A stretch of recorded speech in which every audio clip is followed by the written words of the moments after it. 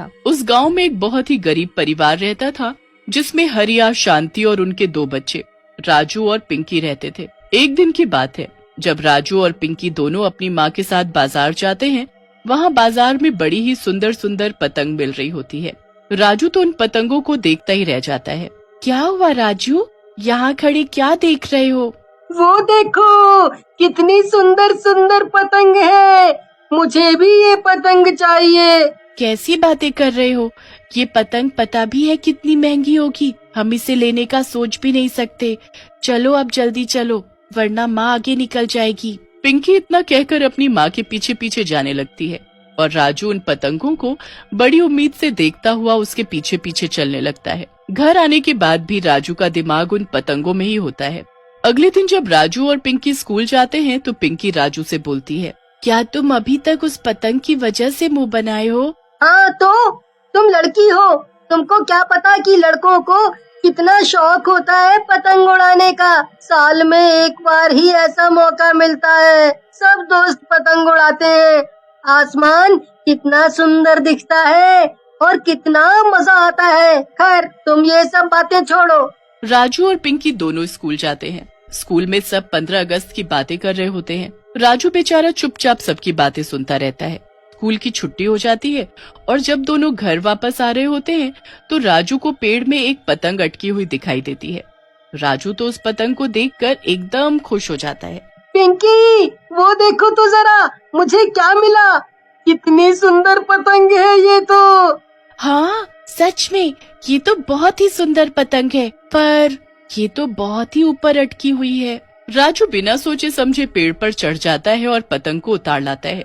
वो दोनों उस पतंग को घर ले आते हैं, पर घर में हमेशा की तरह उनके माता पिता में लड़ाई हो रही होती है और इस बार तो इतनी लड़ाई होती है कि हरिया घर छोड़कर चला जाता है। बेचारे बच्चे बहुत रोते हैं, उनकी माँ भी बहुत रोती है।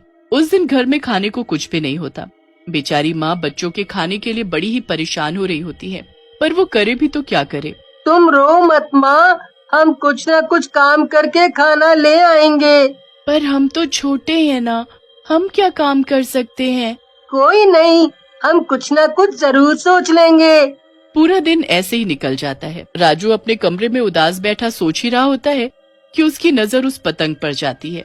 कितना मन था मेरा कि 15 अगस्त को ये पतंग उड़ाऊंगा, पर ये क्या हो गया, घर में खाने तक को नहीं है। एक काम करता हूँ, मैं इस पतंग को बाजार में जाकर बेच देता हूँ, कुछ पैसे तो आएंगे, फिर मैं उससे कुछ खाने को ले आऊंगा।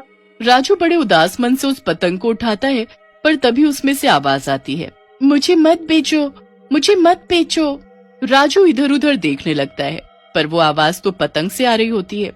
राजू बड़ा ही हैरान होकर उस पतंग को ध्यान से देखने लगता है। ये क्या, ये आवाज तो इस पतंग से आ रही है। हाँ, मैं इस पतंग से ही बोल रही हूँ। मैं एक भूतिया पतंग हूँ और एक जादुई पतंग भी। क्या, सच में? हाँ सच में। एक काम करो, तुम मुझे ठीक 12 बजे छत पर लेकर जाओ और आसमान में उड़ाओ। आसमान में उड़कर मेरी शक्तियाँ तेज हो जाती हैं, फिर मैं तुम्हारे लिए जादू से कुछ भी कर सकती हूँ। हमारे घर खाने को नहीं है, तो क्या तुम हमारे लिए खाने को ला सकती हो? हाँ बिल्कुल। राजू उस भूतिया पतंग की बात मानकर बिल्कुल वैसा ही करता है और उसे रात को 12 बजे छत पर ले जाकर उड़ाने लगता है। जैसे ही पतंग हवा में उड़ना शुरू करती है, उसमें राजू को एक भूतिया शक्ल दिखती है। मैं आजाद हो गई, कितने सालों बाद मैं खुले आसमान में उड़ रही हूँ और ये सब तुम्हारी वजह से हुआ है। बताओ बताओ तुम्हें क्या चाहिए, मैं तुम्हें सब दूंगी। मेरी माँ, मेरी बहन सुबह से भूखे हैं, हमें खाने को चाहिए। ठीक है, अभी लो। भूतिया पतंग ऊपर से खाने की बारिश करने लगती है। राजू की छत पर घर के खाने का सारा सामान गिरने लगता है। राजू तो ये देखकर खुशी से पागल हो जाता है। ये तो कमाल ही हो गया, ये तो सच में जादू हो गया। तुमने मेरी बहुत मदद की, तुम बहुत अच्छी हो। भूतिया पतंग उड़ते उड़ते नीचे आती है। उसके बाद वो एक आम पतंग में बदल जाती है और उसे वापस उसी जगह पर रख देता है। उसके बाद वो सारा खाने का सामान अपनी माँ को जाकर देता है। अरे राजू, ये सब खाने का सामान तू कहाँ से लेकर आया? माँ, वो पतंग है ना, जो मुझे पेड़ पर टंगी मिली थी वो कोई आम पतंग नहीं बल्कि एक भूतिया पतंग है। राजू अपनी माँ और बहन को भूतिया पतंग की पूरी कहानी सुनाता है। वो लोग तो सुनकर घबरा ही जाते हैं, पर राजू उनको समझाता है कि वो एक अच्छी भूतिया पतंग है। जैसे कहानी में जिन एक चिराग में कैद था और वो अपने मालिक की सारी बातें मानता था, वैसे ही इस पतंग की डोर बंधी हुई है। तब तक वो अपने मालिक की सुनेगी। क्या सच में वो भूतिया पतंग से हम कुछ भी मांग सकते हैं? मतलब खिलौने, कपड़े, सब कुछ? चलो ना, मुझे भी दिखाओ ना। नहीं पिंकी, अभी नहीं।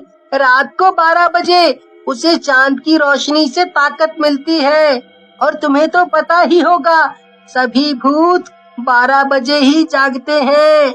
ठीक है, मैं कल का इंतजार करती हूँ। फिर हम कल उस चुड़ैल से ढेर सारी खाने की चीजें मांग लेंगे। अगले दिन वो ऐसा ही करते हैं। रात के 12 बजे वो पतंग को छत पर लेकर जाते हैं और उसे उड़ाने लगते हैं। जैसे वो भूतिया पतंग आसमान में जाती है, उसमें भूतिया शक्ल दिखने लगती है। शुक्रिया तुम्हारा जो तुमने फिर से मुझे आजाद किया। बताओ बताओ, आज तुम्हें क्या चाहिए? आज मुझे नहीं बल्कि मेरी बहन को कुछ चाहिए। हाँ, मुझे ना ढेर सारे नए कपड़े और एक सुंदर सी गुड़िया चाहिए। ठीक है, अभी लो। भूतिया पतंग ऊपर से कुछ नए कपड़े और एक सुंदर सी गुड़िया नीचे गिराती है। पिंकी झट से उनको उठा लेती है और खुशी से पागल हो जाती है। वाह, ये कपड़े कितने सुंदर हैं और ये गुड़िया तो बहुत ही प्यारी। आप बहुत बहुत अच्छी हो। आपका बहुत बहुत बहुत शुक्रिया। ये तो मेरा फर्ज था। उसके बाद भूतिया पतंग आसमान में यहाँ से वहाँ और वहाँ से यहाँ उड़ती रहती है। राजू और पिंकी दोनों बड़े ही खुश होते हैं। धीरे धीरे उनके घर की सारी परेशानी दूर हो जाती है। उनको किसी चीज की दिक्कत नहीं होती। उनकी जिंदगी बड़ी ही खुशी खुशी चल रही होती है कि एक रात पड़ोस में रह रहा रमेश उस पतंग को देख लेता है। ये भूतिया पतंग तो मुझे हर हाल में चाहिए। इससे मैं दुनिया का सबसे अमीर इंसान बन जाऊंगा। रमेश इंतजार करता रहता है कि कब राजू उस पतंग को नीचे उतारे। जैसे ही राजू उस पतंग को नीचे उतारकर उसे अपने कमरे में ले जाकर रख देता है और सब सो जाते हैं, तभी रमेश चुपके से आकर उस पतंग को चुरा लेता है। जब सुबह राजू को अपनी पतंग नहीं मिलती तो वो बड़ा ही परेशान हो जाता है। ऐसे कैसे कहीं चली गई मेरी पतंग? रात को तो यही इसी कमरे में रखी थी मैंने। कहीं वो भूतिया पतंग खुद से तो नहीं चली गई? राजू, पिंकी और उसकी माँ पूरा घर ढूंढ लेते हैं, पर पतंग का कुछ पता नहीं चलता। बेचारे बड़े ही उदास हो जाते हैं। कितने दिन ऐसे ही निकल जाते हैं। फिर एक रात राजू जब अपनी खिड़की पर खड़ा होता है तो उसे वही पतंग आसमान में उड़ती दिखती है। अरे, ये तो मेरी भूतिया पतंग है, पर इसे उड़ा कौन रहा है? मुझे बचाओ, इस आदमी ने मुझे चुराकर अपने पास कैद कर लिया है। मुझे बचा लो। राजू सोच में पड़ जाता है कि आखिर वो उस भूतिया पतंग को कैसे बचाए। मुझे कुछ तो करना ही पड़ेगा। मुझे ये अंकल पतंग वापस तो देने से रहे, और वो इस पतंग को बड़ा ही छुपा कर रखते होंगे। इस पतंग ने हमारा इतने बुरे वक्त में बड़ा साथ दिया है। अब मेरी बारी है। अगली ही सुबह राजू एक पतंग और पक्का मांझा लेकर आता है। फिर रात को ठीक 12 बजे वो छत पर चढ़ जाता है और अपनी पतंग उड़ाना शुरू कर देता है। उधर दूर उसे वही अपनी भूतिया पतंग उड़ती दिख रही होती है। राजू बड़ा ही अच्छा पतंगबाज होता है। वो अपनी पतंग को आसमान में उड़ाने लगता है और भूतिया पतंग के साथ पेचे लड़ाकर उसे काट देता है। अरे, मेरी पतंग, मेरी जादुई पतंग कट गई रे। अब आया ना मजा, बुरे काम का बुरा नतीजा। मैं आजाद हो गई। हमेशा के लिए मुझे आजादी मिल गई। भूतिया पतंग खुशी खुशी उड़ी रही होती है कि उसकी नजर राजू पर पड़ती है। राजू के पास मांझा और पतंग देख वो समझ जाती है कि उसी ने उसे आजाद किया है। उसके बाद राजू उदास मन से नीचे आ जाता है। राजू अपने कमरे में जाकर लेट जाता है कि तभी उसकी नजर भूतिया पतंग पर पड़ती है जो उसके कमरे में उसी जगह पर रखी होती है। तुम यहाँ कैसे? मैंने तो तुमको आजाद कर दिया था ना। उसके लिए तुम्हारा बहुत बहुत शुक्रिया। तुमने जो मेरे लिए किया वो कोई और नहीं कर सकता था। मैं अब आजाद हूँ, पर मैं फिर भी हमेशा यही रहना चाहती हूँ।